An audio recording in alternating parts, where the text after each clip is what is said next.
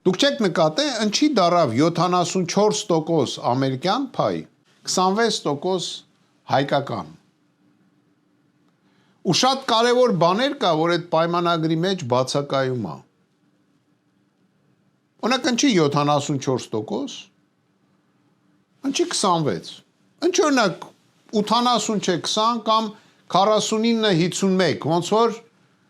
ընդունված է միջազգային բոլոր պայմանագրերի մեջ։ Ասեմ, ըստ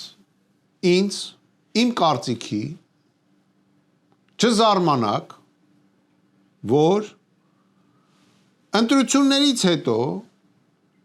երբ որ այդ պայմանագիրը կկնքվի, եւ քանի որ այդ պայմանագրի մեջ արդեն չկա,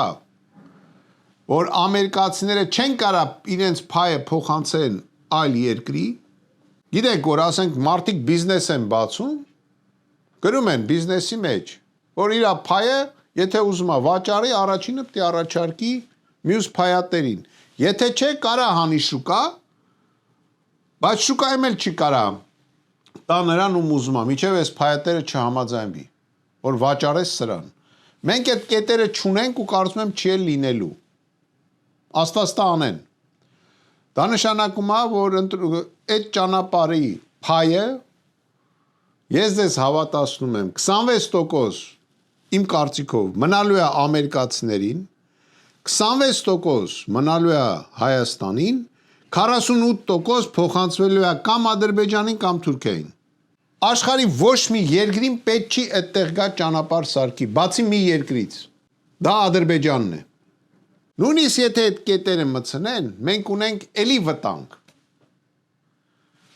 Տեսեք ինչ է ասում ամերիկացին, ասում է իմ ազգային անվտանգությանը պետք է որ Գրենլանդիան լինի իմ կազմի մեջ։ Ու всё, ոնց ուզում եք լինի։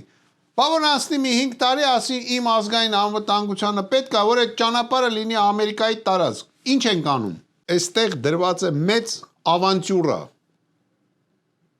Մեծ ավանտյուրա։ Ու մենք ասում եմ, այդ տրիպի ճանապարհը մեզ հենց իր անունին համապատասխան բոլորիս վրա ազդելու է։